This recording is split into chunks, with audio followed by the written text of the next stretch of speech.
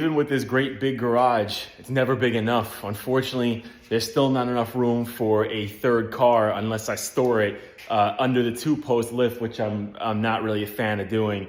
And especially because if I were to put the Viper up there, then one of these 2 cars would be under it, and it would be possibly dripping fluids or dirt or whatever down on them. Originally, what I was planning on doing was putting a 4-post lift on that side of the garage and then being able to store 2 cars there. But the problem with that is the height on this side is just too low for it. So then the question arose of how am I gonna work on the Viper? Where am I gonna store it? I'll probably end up getting it in the garage for most of the heavy work on days where I could pull the Challenger out or the Impala out. And I also think I might be able to squeeze it in the back. I won't be able to work on it, but I might be able to park it in here if I pull the Challenger all the way up. So I will get it in here eventually, but for now, I didn't really want to bring it into the garage. So from that need, the Viper den or Viper paddock or Viper pit, I don't know, whatever you would call it, was born, wherever Vipers live. So now the Viper has a home. It lives around the back of the garage. Through that back door, you could see the slab and you could see the Viper.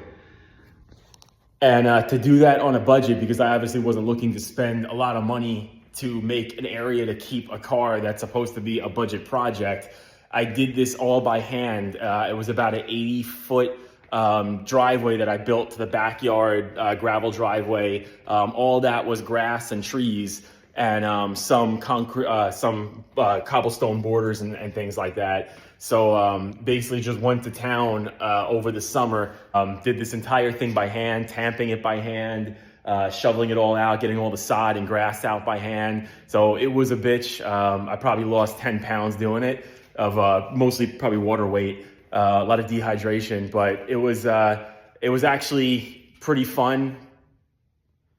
No, it wasn't.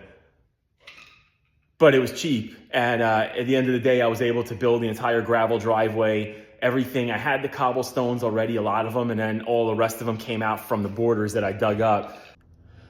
It was definitely a bitch. It was many, many long 12-hour days of digging.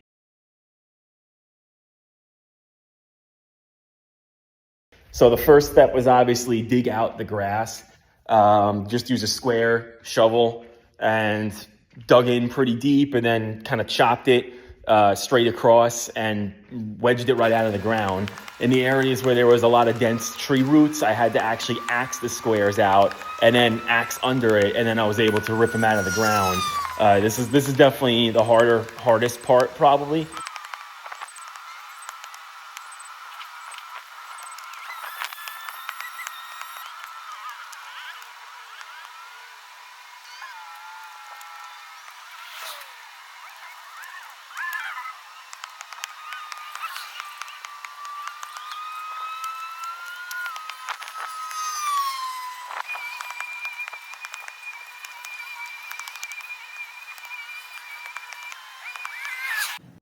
Once I got that all clear, I cut the tree down, got the stump out. Then I went to the next step, which was compacting the soil and grading the soil too.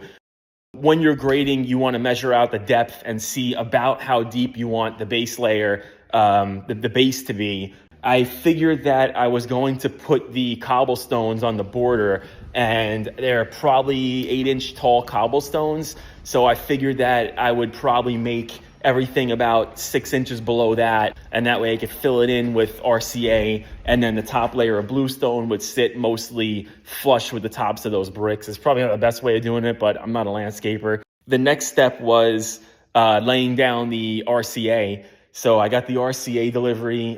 This is just recycled concrete aggregate. It's just like a rocky, soily, muddy, messy, gravelly mix. And this compacts very well. So I laid this down, I raked it out all where I needed it, and then compacted it by hand. This was after compacting all the soil by hand first.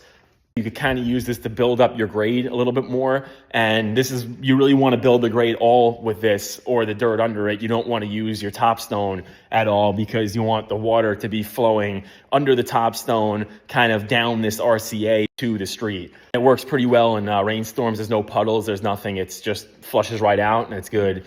So you compact the RCA, I used, again, the hand tamper, and then I drove over it probably 100 times, doing like a rolling compaction with the truck. And you want to let it dry out in the sun for a few days and maybe go through like a couple of rains before you start putting any kind of top layer down, and just keep driving over it, do some more compacting, and eventually it will settle into a pretty hard surface. I ended up having probably 100 bricks on the side of my house that were here when I got the house.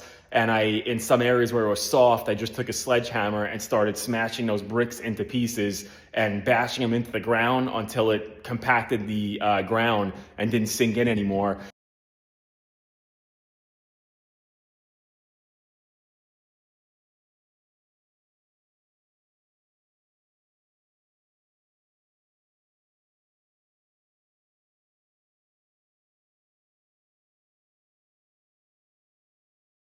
But I knew it was good when the delivery truck came with the bluestone after compacting layer upon layer upon layer of dirt and then RCA.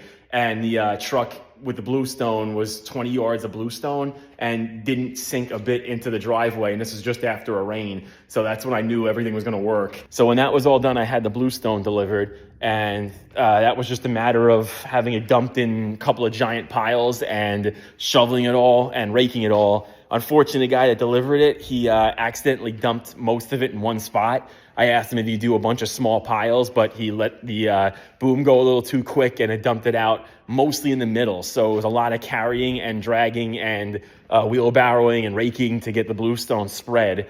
But eventually it spread out pretty nice. And I filled in the area where the slab was done. So when I did the slab, I did like 14 inches deep. I did a very thick layer of RCA, and then I filled in a little bit with some of the spare bluestone to get the grading correct. And then I had the guy come and do the concrete work.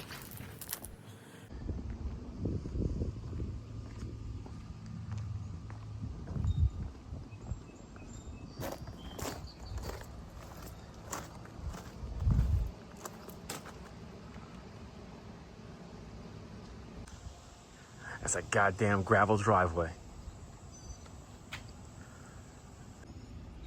That's some goddamn brickwork. That's a goddamn gate. I've been parking my truck on it every day, and it doesn't sink in. Everything's pretty good, drains well. So I'm pretty happy with it. I got the grading right. I did the entire thing for under $1,000. So I can't complain. It's everything worked out. Now I got an extra place to park other cars too, which is nice. The only thing I didn't do myself was pouring the actual concrete slab where the Viper goes, because I did the grading myself. I did the stone, the compacting work and the base layer myself. But I was just a little bit worried about trying to do like a 10 by 20, I think it's 10 by 20 concrete slab by myself, because if I screwed it up, it would be a major bitch to dig up and redo. So I just had somebody come and pour that professionally. But everything worked out pretty well.